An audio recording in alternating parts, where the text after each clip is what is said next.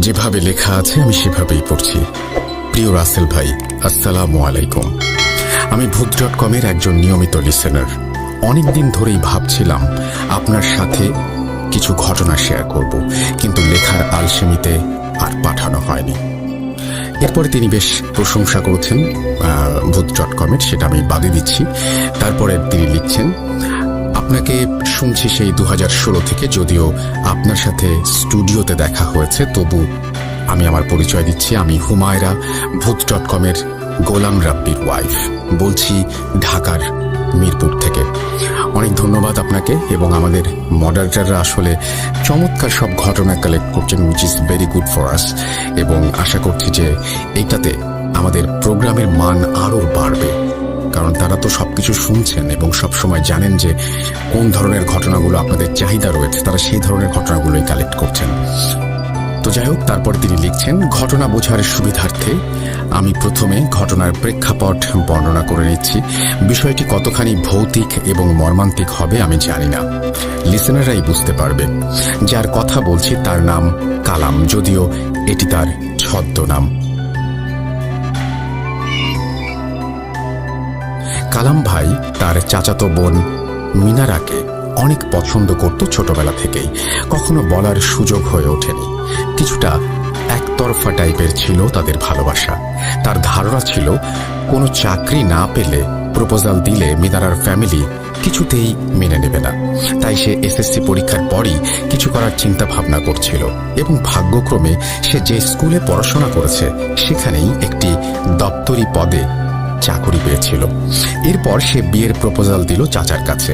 চাচার ফ্যামিলি রাজি হলেও কালাম ভাইয়ের নিজের ফ্যামিলি রাজি ছিল না।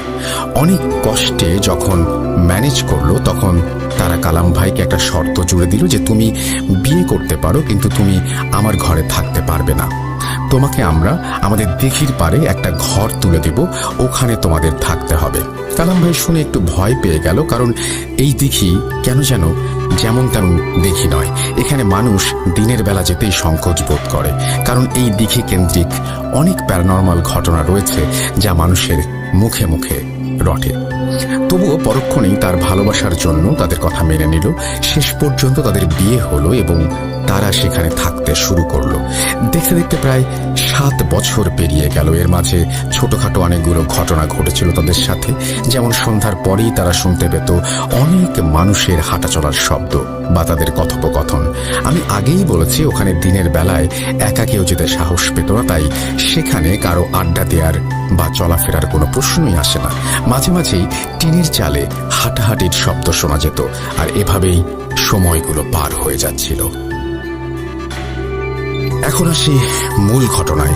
কালাম ভাইয়ের 2 ছেলে 1 মেয়ে। মেয়েটার বয়স তখন 2 বছর। ভৌতিক ভীতি বাদ দিলে তাদের সুখেই দিন কাটছিল, কিন্তু হঠাৎ করেই একদিন তাদের এই সুখের সংসারে নেমে আসলো এক ভয়ানক বিপদ। বিপদটা তার মেয়েকে নিয়ে। মেয়েটা দুপুর 12টা থেকে নিয়ার অ্যাবাউট 3টা পর্যন্ত কান্না করত ননস্টপ। কেন সে কাঁদত সেটার কোনো কারণ কেউ বুঝতো না বা কিছু বলতোও না। মাঝে একটু বলে রাখি, ওকে সহজে ট্রেস করার জন্য কোমরে ঘণ্টা পরিয়ে দেয়া হয়েছিল, যেন ঘণ্টার টুংটাং শব্দে কোথায় আছে তা বুঝতে পারে। যাই হোক, এভাবে কিছুদিন চলার পর কালাম ভাই তার মেয়েকে নিরুপায় হয়ে প্রথমে ডাক্তারের কাছে নিয়ে যায়। ডাক্তার কিছু উপদেশ এবং ঔষধ দিয়েছিলেন যা মেয়েটার ক্ষেত্রে কোনো কাজে আসেনি। সে প্রতিদিন কেঁদেই যাচ্ছে, শুধু ওই সময়টাতে। এরপর একজন মসজিদের ইমামের শরণাপন্ন হন। হুজুর মেয়েটিকে দেখলেন এবং বললেন, আজকে তোমরা যাও, কাল আমি তোমাদের বাসায় এসে বলবো কি হয়েছে এবং নেক্সট তোমাদের কি করতে হবে। পরদিন হুজুর তার কথা মতো কালাম ভাইয়ের বাড়িতে আসলেন। তাদেরকে বললেন, তোমাদের মেয়ের কোমরের ঘণ্টাই তার জন্য কাল হয়ে দাঁড়িয়েছে।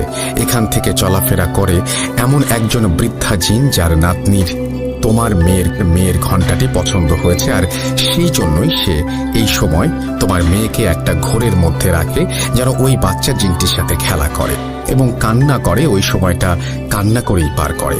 মূলত সে চোখ বন্ধ করে কান্নার মতো শব্দ করছে, কিন্তু লক্ষ্য করবে ওর চোখে পানি নেই এক ফোঁটাও, এবং এরকম ঘোরের মধ্যে সে থাকে। সে ঘন্টা এবং তোমার মেয়েকে নিয়ে যেতে চায়। একথা শুনে তো ওরা খুব ভয় পেয়ে যায় এবং হুজুরের কাছ থেকে সমাধানের পথ জানতে চায়। হুজুর ওনাদের কিছু দোয়া শিখিয়ে দেন, বাড়ি বন্ধ করে দেন। তারপর 2-1 দিন সময় কোনো ঝামেলা হয়নি, বাচ্চাও আর অতটা কাঁদেনি। 5ম দিন পরিস্থিতি স্বাভাবিক হলে কালাম ভাইয়ের বউ কাপড় ধুতে সেই দিঘির ঘাটে যাচ্ছিলেন। হঠাৎ দূর থেকেই দেখতে পেলেন ঘাটে একটা বৃদ্ধা মহিলা এবং তার কোলে তার নিজের মেয়ে। সে এই দৃশ্য দেখে কিছু সময়ের জন্য ফ্রিজ হয়ে যান এবং ওইখানেই দাঁড়িয়ে থাকেন। যখন তার চেতন আসে তখন উনি দেখতে পান ওই বৃদ্ধা মহিলা তার মেয়েকে নিয়ে দিঘির পানিতে নেমে যাচ্ছে এবং ওনার দিকে তাকিয়ে একটা রহস্যময় হাসি দিচ্ছেন। উনি দৌড়ে যান ওই মেয়ের নাম ধরে ডাকতে ডাকতে, কিন্তু ততক্ষণে সব শেষ। ওনার হঠাৎ মনে পড়ে মেয়েকে তো বিছানায় ঘুম পাড়িয়ে গিয়েছিলাম। তাই তিনি দৌড়ে ঘরে গেলেন, দেখতে পান মেয়েটি ঘরে ঘুমিয়ে আছে। মেয়েকে দেখে উনি কান্নায় ভেঙে পড়েন আর ভাবতে থাকেন এটা কি উনি দেখলেন। তারপর রাতে যখন ওনার স্বামী বাড়ি ফেরেন তখন সব ঘটনা খুলে বলেন আর বলেন হুজুরের কাছে সব ঘটনা জানানো উচিত। কালাম ভাই বলেন কাল সকালে আমরা হুজুরের কাছে আবার যাব, কিন্তু পরের দিন কিছু কাজ থাকায় হুজুরের কাছে যাওয়ার কথা বেমালুম ভুলে যান তারা। ওই দিনে আর কোনো সমস্যা হয়নি, তবে ঘটনা ঘটে তার পরের দিন। সেই দুপুর 12টার দিকে কালাম ভাইয়ের বউ রান্না করছিলেন মেয়েকে পাশে নিয়ে। হঠাৎ উনি খেয়াল করেন ওনার মেয়ে ওনার পাশে নেই। উঠে চারিদিকে খোঁজাখুঁজি শুরু করেন উনি নিজে এবং ওনার ছোট ছেলেকে নিয়ে, আর বড় ছেলেকে পাঠালো স্কুল থেকে কালাম ভাইকে ডাকার জন্য। এরকম খোঁজাখুঁজি চলে প্রায় 1.5 থেকে 2 ঘন্টা। কালাম ভাই এসে দিঘির ঘাটে এবং অন্যান্য সন্দেহজনক স্থানগুলোতে খুঁজতে শুরু করে। এরই মধ্যে সবার যে সন্দেহ ছিল সেটাই সত্যি হলো। দেখলেন দিঘির ঘাটে ওই মেয়েটির লাশ ভেসে উঠেছে, ছোট্ট 2 বছরের মেয়ের লাশ। দৃশ্যটা কতটা ভয়ঙ্কর এবং কষ্টের সেটা বলে বোঝাতে পারবো না। কথাগুলো লিখতে লিখতে কিছুটা ইমোশনাল হয়ে যাচ্ছে এই মুহূর্তে। ভাবুন তো, যাদের ছোট বাচ্চা আছে তাদের নিজেদের আদরের বাবুটার কথা, কতটা কষ্টের এই দৃশ্য। যাই হোক, এরপর লাশ দিঘি থেকে তুলে আনা হলো এবং পরবর্তীতে দাফন করা হলো। ঘটনা এখানেই শেষ হলে পারত, কিন্তু না, শুরু হয় নতুন এক অধ্যায়। কালাম ভাইয়ের বউ ধীরে ধীরে তার নাওয়া খাওয়া ছেড়ে দেন। দিন নেই রাত নেই, শুধু কাঁদতেই থাকেন আর বলতে থাকেন ওই দিন যদি হুজুরের কাছে যেতাম তাহলে তো এই ঘটনা ঘটতো না। আল্লাহ তো আমাকে দেখিয়েছিলেন, আমাকে সতর্ক করেছিলেন, কিন্তু কেন আমি আরো সাবধান হলাম না? সাধারণত যেটা হয়, ফ্যামিলির কেউ মারা গেলে কান্নাকাটি করে হয়তো কয়েকদিন, কিন্তু উনি কন্টিনিউয়াসলি কেঁদেই যাচ্ছিলেন অনেক দিন পর্যন্ত। তারপরে সবাই ভাবছিলেন যে কিছুদিন পর হয়তো স্বাভাবিক হয়ে যাবে, কিন্তু স্বাভাবিক হওয়া তো দূরের কথা, কথা বলাই বন্ধ করে দিয়েছিল। ছেলে দুইটা খাওয়া দাওয়ার দিকে খেয়াল দিত না, রান্না করতো না, নিজের খেয়াল রাখতো না। কেউ এসে কান্না করতে নিষেধ করলে প্রথম দিকে কিছু না বললেও পরবর্তীতে সে সময় বকাবকি শুরু করত। মাঝে মাঝে তার নিজের ছেলেদের খুব ভয়ানকভাবে মারত। এদিকে কালাম ভাই পড়েন মহা সমস্যায়। উনি তো স্কুলের দপ্তরি ছিলেন, তাই স্কুলে যাওয়ার আগে সবার জন্য রান্না করে সংসার ম্যানেজ করে যেতেন। অনেক কষ্ট হতো, কিন্তু তারপরও ওনার সংসারটা টিকে থাকে। কিন্তু না, ওনার সংসার আর টিকল না। স্ত্রী বদ্ধ উন্মাদ হয়ে গেলেন। সে এখন দিঘির ঘাটে গিয়ে খুবই উইয়ার্ড ভাবে কাঁদত, যা শুনে অনেক দূর থেকেও মানুষ ভয় পেত এবং বিভিন্ন রকমের ঘটনা ঘটাতো। যেমন কারো রান্নাঘরের খাবার ফেলে দিয়ে আসতো বা কিছু ভেঙে ফেলতো, এটা ওটা নষ্ট করে ফেলতো। এরপর তাকে শিকল দিয়ে বেঁধে রাখতে বাধ্য হলো তারা। সে রাতে ঘরের মধ্যে শিকল বাঁধা অবস্থায় ভয়ানক সব সাউন্ড করত, যা শুনে ছেলেরা ভয় পেত। পরবর্তী তাকে ঘরের বারান্দায় রাখা হলো। শুরু হলো আরেক বিপত্তি। সে চিৎকার করে তার মেয়ের নাম ধরে ডাকত, শিকল দিয়ে ঘরের টিনে আঘাত করতো আর বলতো আমাকে ছেড়ে দে, আমি ওর কাছে যাব। নিরুপায় হয়ে হুজুরকে আবার আনা হলো, যদিও হুজুর আগেই বলেছিলেন তার কিছু করার নেই। এরপর আরো অভিজ্ঞ একাধিক জনকে দেখানো হয়, কিন্তু কোনো ভালো ফলাফল পাওয়া যায়নি। সবাই অবশেষে আশা ছেড়ে দেওয়ার পরামর্শ দেয়। বাধ্য হয়ে কালাম ভাইয়ের শত কষ্ট থাকার পরও শিকল খুলে দিতে বাধ্য হন। প্রথম দিকে ওনাদের বাড়ির আশেপাশে সে ঘুরে বেড়াতো, দিঘির পাড়ে বসে কাঁদতো। রাতের বেলা কখনো নিজের ঘরের বারান্দায়, আবার কখনো দিঘি থেকে একটু দূরে একটা মসজিদ ছিল তার বারান্দায় পড়ে থাকতো। এরপর আস্তে আস্তে সে এলাকা ছেড়ে দূরে চলে যায়। কেউ কখনো বলতো খুলনা দেখেছি, কেউ কখনো বলতো মাওয়া ফেরিঘাটে দেখেছি। এরপর দেখতে দেখতে 2 বছর পার হয়ে যায়। ছেলে দুজনকে তার নানা বাড়িতে পাঠিয়ে দেন। কালাম ভাই বুঝতে পারেন সে আর কখনো ফিরে আসবে না। ছেলেরা আর কতদিন নানা বাড়ি থাকবে, তাই বাধ্য হয়ে উনি এরপর আরেকটি বিয়ে করেন। যদিও বিয়ে করার মোটেই ইচ্ছে ছিল না, সবার পীড়াপিড়িতে বাধ্য হন। এভাবে আরো কয়েক বছর পার হয়। তখন শীতকাল। একদিন কালাম ভাইয়ের বাড়ি থেকে কিছু দূরে একজন পাগল মহিলাকে অনেকে দেখতে পায়। এরপর কয়েকজন চিনে ফেলে, আরে এ তো সেই কালামের বউ। তখন 4 বছর পার হয়ে গেছে। একজন কালাম ভাইকে ফোন করেন এবং ঘটনা খুলে বলে। এরপর তিনি গিয়ে যে দৃশ্য দেখলেন সেটা আসলে একজন স্বামীর কাছে বা কোনো মানুষের কাছেই কষ্টের। তিনি দেখলেন তার স্ত্রী মিনারা অর্ধনগ্ন অবস্থায় এবং প্রেগন্যান্ট। এই ঘটনার মাঝে একটা কথা না বলেই পারছি না, আসলে মানুষ কতটা পশু হলে একজন পাগলকেও ছাড় দেয় না। বাচ্চার বাবাকে কেউ জানে না। কালাম ভাই আর নিজেকে কন্ট্রোল করতে পারলেন না, কেঁদে ফেলেন আর গায়ের চাদর দিয়ে তাকে জড়িয়ে দেন। মিনারা তখন কালাম ভাইয়ের দিকে তাকিয়ে শুধু একটা কথাই বলেন, আমাকে বাড়ি নিয়ে চলো। এরপর তাকে বাড়িতে নিয়ে আসা হয়। তার দ্বিতীয় স্ত্রী ওনাকে গোসল করিয়ে ঘরে নিয়ে যাওয়ার চেষ্টা করেন, কিন্তু ঘরের ভেতরে কোনোভাবেই সে যেতে রাজি হচ্ছিল না। এরপর তাকে বারান্দায় একটা বিছানা বিছিয়ে দেওয়া হয়, সেখানে তাকে বেঁধে রাখা হতো।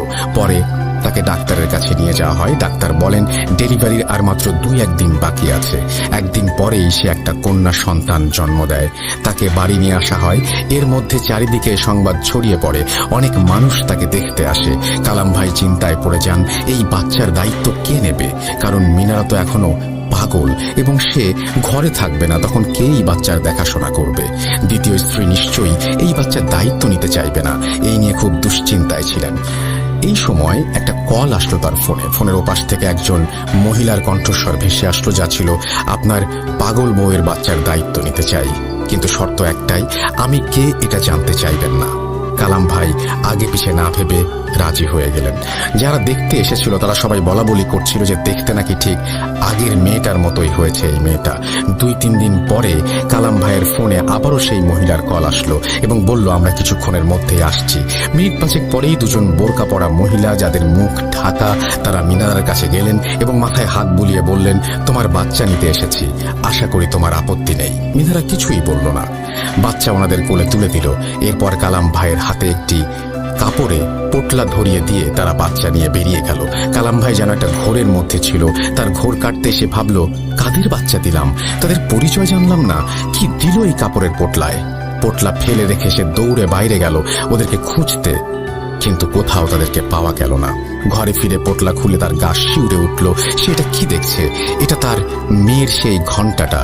মেয়ের লাশ যখন পুকুর থেকে তুলেছিল তখন তার কোমরের ঘণ্টাটা ছিল না।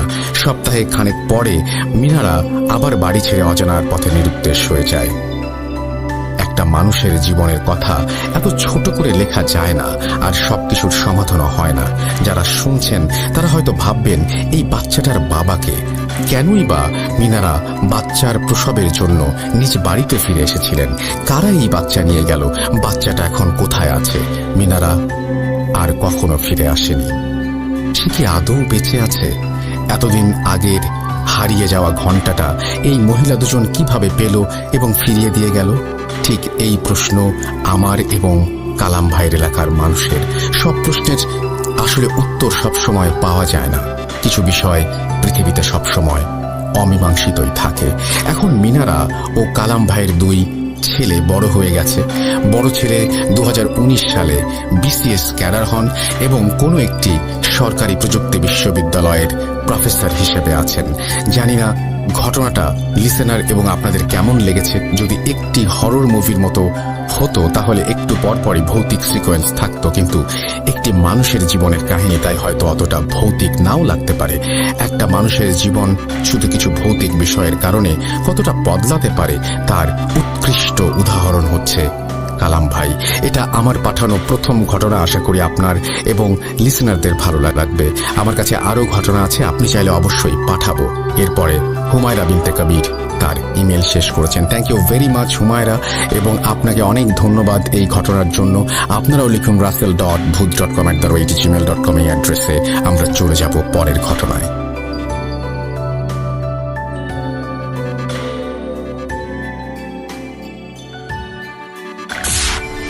Entertainment is a must. শুনুন স্বাধীন podcast. Spirit, be here with me.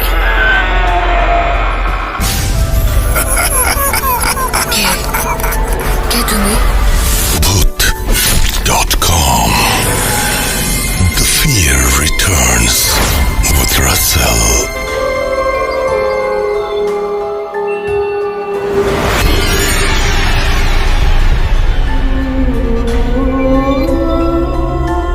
ওয়ালাইকুম। রাসেল ভাই কেমন আছেন? আশা করি ভালোই আছেন, কারণ আপনি সবসময় ভালোর দলেই থাকেন। আমি শাফিউল হাসান, আমি বলছি নাটোর থেকে। আমি আজকে যার ঘটনা শোনাবো, এই ঘটনাটি মূলত নাটোর জেলার হালসা গ্রামের ঘটনা এবং আব্দুল কাদের মৌলানা সাহেবের জীবনে ঘটে যাওয়া এক অদ্ভুত ঘটনা। ঘটনাটি যদিও খুবই অদ্ভুত, তবে ঘটনাটি আমাদের অঞ্চলের অনেক মানুষই জানে। যারা বৃদ্ধ এবং যারা অনেক বয়স্ক, তারা সবাই এই ঘটনাটি জানে। এমনকি আমার বড় নানিও এই ঘটনাটি, তিনি ওই সময়ে, এই ঘটনার সময় তিনি উপস্থিত ছিলেন। আমি এই ঘটনাটি ওনার ছেলের মুখ থেকে শুনেছি এবং আমার মায়ের মুখ থেকে এই ঘটনাটি আমি শুনেছি। তো ঘটনাটির দুইটা অংশ, আমি প্রথম অংশটা আগে বলবো। উনি যখন বাংলাদেশের একটি প্রসিদ্ধ মাদ্রাসা থেকে কামেল শেষ করে আসার পরে উনি হালসার একটি স্থানীয় একটি বাগরুম মাদ্রাসায় উনি শিক্ষকতা করেন। বাগরুম ওইটা তখন কওমি মাদ্রাসা ছিল, আবাসিক কওমি মাদ্রাসা ছিল। ওই মাদ্রাসায় উনি শিক্ষকতা করেন। ওই দিনকার একটি ঘটনা, সেই মাদ্রাসায় উনি শিক্ষকতা করাকালীন সময়ের দিনের একটি ঘটনা। উনি এশার নামাজ পড়ে ওনার রুমে আসেন। সচরাচর আবাসিক কওমি মাদ্রাসাগুলোতে এশার নামাজ অনেক দেরিতে শুরু হয়, এজন্য ছাত্ররা সব আগেই খানাদানা শেষ করে ফেলে। রাতের খানাদানা এশার নামাজের আগেই শেষ করে ফেলে। তো তিনি চাদর গায়ে দিয়ে হাতে মেসওয়াক নিয়ে বের হচ্ছেন। এই সময়ে একটা ছাত্র ওনাকে জিজ্ঞেস করেন যে, হুজুর কোথায় যান? তো মৌলানা সাহেব সেই ছাত্রকে বলেন যে, চলো একটু বাহির থেকে হেঁটে আসি। তখন হালকা ঠান্ডা ঠান্ডা আবহাওয়া, শীতের শুরু বলা চলে। তো ওই ছাত্রটা একটি চাদর গায়ে দিয়ে হাতে মেসওয়াক নিয়ে কাদের মৌলানা সাহেবের পিছন পিছন রওনা দেয়। বাগরুম মাদ্রাসার পশ্চিম পাশে, মাদ্রাসার প্রাঙ্গণ থেকে বের হয়ে পশ্চিম পাশে একটি পুকুর আছে, অনেক বড় পুকুর। তো কাদের মৌলানা সাহেব সেই পুকুরের দিকে হাঁটতে থাকেন। ছাত্রটা ভাবে যে হয়তোবা হুজুর মেসওয়াক করে ওযু করে মাদ্রাসায় আসবেন, তাই ছাত্রটাও মৌলানা সাহেবের পিছন পিছন পুকুরের দিকেই যেতে থাকেন। কিছুক্ষণ পরে ছাত্রটা দেখে যে মৌলানা সাহেব পুকুরের মধ্যে নামলেন। উনি হাঁটু পানি পর্যন্ত, তারপর কোমর পানি পর্যন্ত, তারপর বুক পানি পর্যন্ত, এক কথায় কিছুক্ষণ পরে তিনি পুরাপুরি সেই পানির তলে উনি চলে যান। এটা দেখে ছাত্রটা সেখানে প্রচন্ড ভয় পায় এবং এই ঘটনাটা দেখে ছাত্রটা হতভম্ব হয়ে যায়।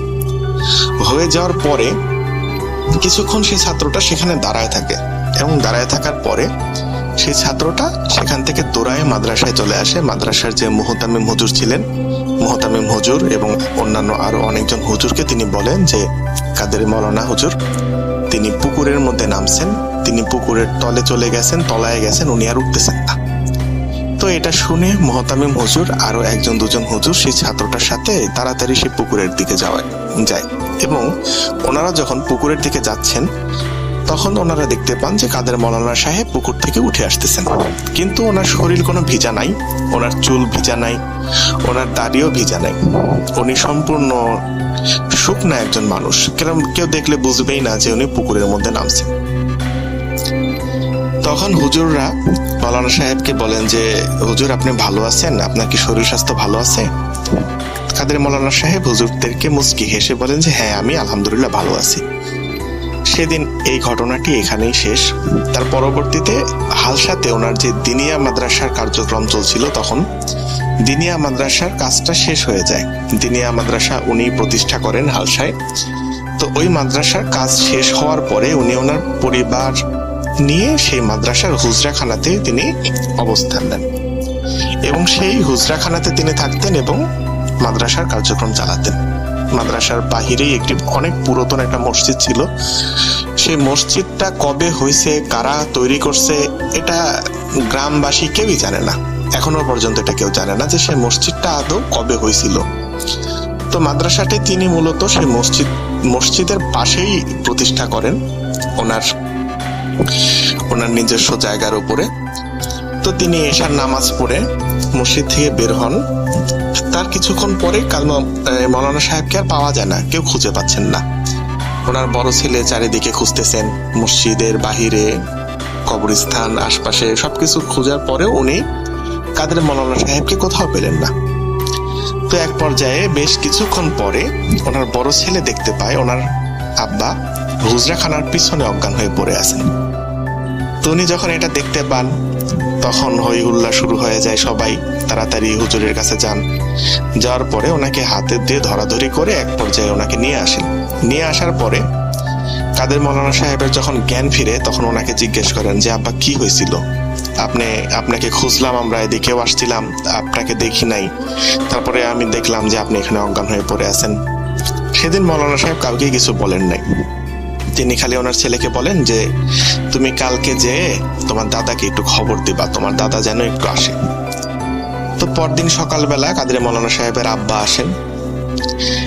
উনি ওনার আব্বাকে বলেন যে তখন প্রথম যে ঘটনাটি ঘটেছিল, আমি ঘটনার যে মূল প্রথম অংশ যেটা, ওই প্রথম অংশের কথা তিনি ওনার আব্বাকে জানান যে এরকম আমি যখন বাগরুম মাদ্রাসায় শিক্ষকতা করতাম, ওই সময় একটা জিন আমার কাছে আসে। আসার পরে আমাকে বলে, হুজুর আমরা বেশ কয়েকজন আছি, আমরা আপনার সাথে একটু কথা বলবো, আপনি যদি আমার সাথে যাইতেন, আমাদের কাছে যদি একটু যাইতেন। তখন আমি সেই জিনের সাথে যাই। যাওয়ার পরে তারা পুকুরের নিচে তাদের যে স্থান সেখানে আমাকে নিয়ে যায়। সেখানে 15টার মতো জিন ছিল, 15 জন ছিল। তো তাদের সাথে আমাকে সেখানে বসতে দেওয়া হয়, তাদের সাথে কথা হয়।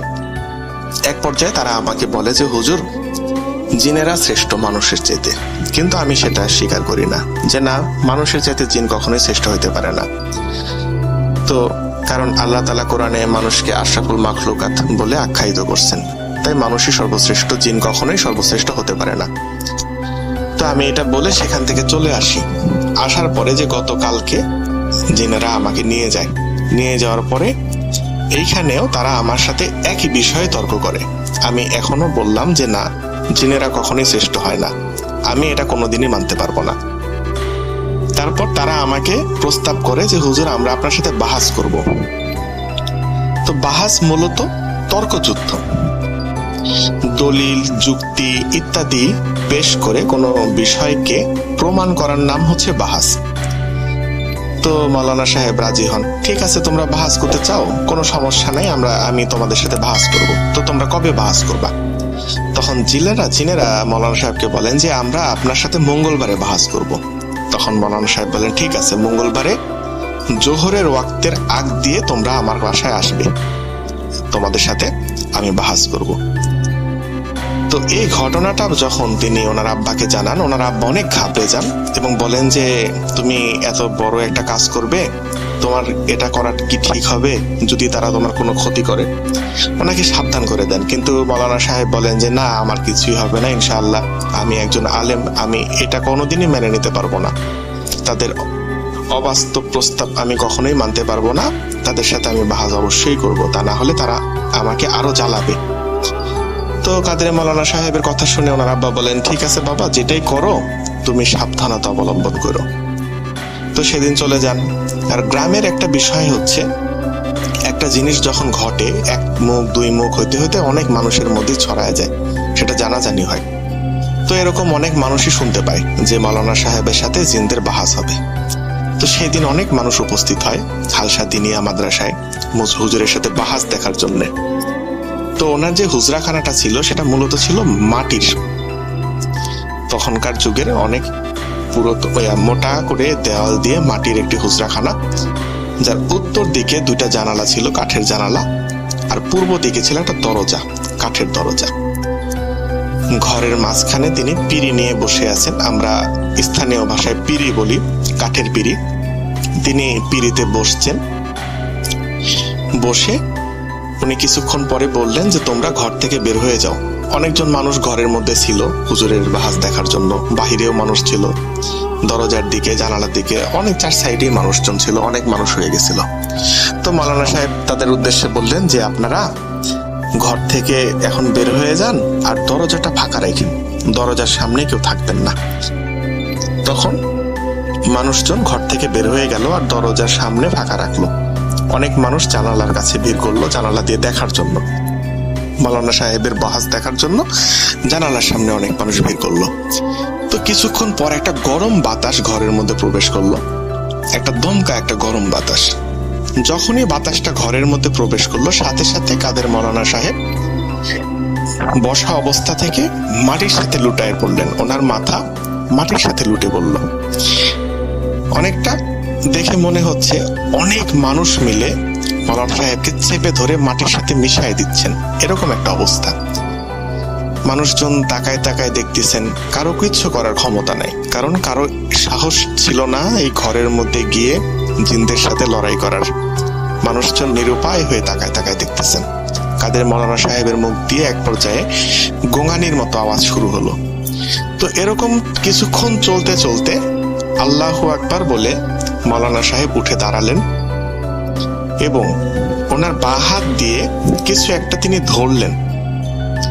ধরার পরে অনেক সময় আমরা দেখি না যে হুজুররা যখন গরু জবাই করে হালকা নিচু হয়ে বসে ডান হাত দিয়ে ছুরি ধরে গরুর গলায় ছুরি চালায়, ঠিক এইরকম একটা দৃশ্য কাদের মাওলানা সাহেব বাম হাত দিয়ে কিছু একটা ধরে মাটিতে শোয়াইলেন। শোয়ানোর পরে তিনি নিচু হয়ে বসে ওনার ডান হাত দিয়ে গায়েবী কোনো ছুরি দিয়ে তিনি জবাই করতেছেন, এরকম একটা দৃশ্য।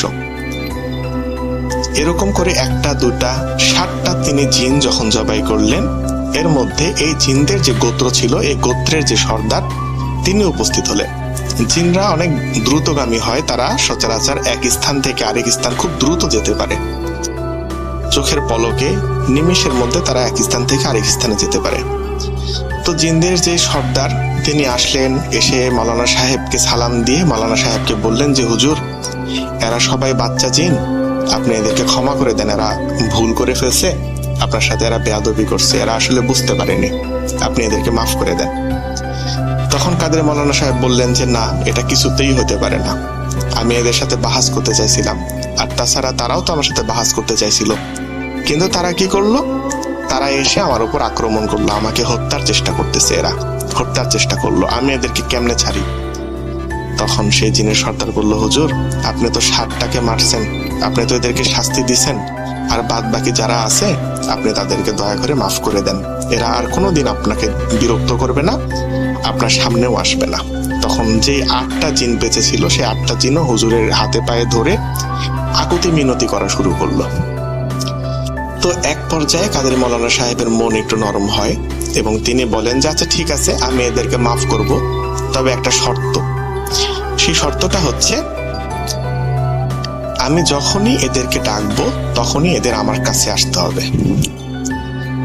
এই শর্তে তারা রাজি হয় এবং তারপরে কাদের মাওলানা সাহেব সেই জিনগুলাকে ক্ষমা করে দেন, মাফ করে দেন। এবং আমি ওনার ছেলের মুখে এটা শুনছি যে 7টা জিন উনি হত্যা করছেন, সেই 7টা জিন তিনি জিনদের সাহায্যেই সেই হুজরাখানাতে কবর দিয়ে রাখছেন।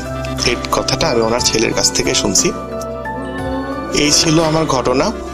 ঘটনাটি ভালো লাগলে অবশ্যই শেয়ার করবেন, শেয়ার করলে আমি খুবই খুশি হব।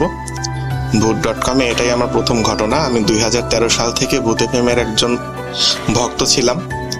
ভূত এফএমটা বন্ধ হয়ে যাওয়ার পরে আমি আসলে ভূত.com এর কথা জানতাম না, আমি কিছুদিন আগে জানতে পারছি এবং আমি এখন প্রিমিয়ার সাবস্ক্রাইবার। সবসময় ভালো থাকবেন। আসসালামু আলাইকুম।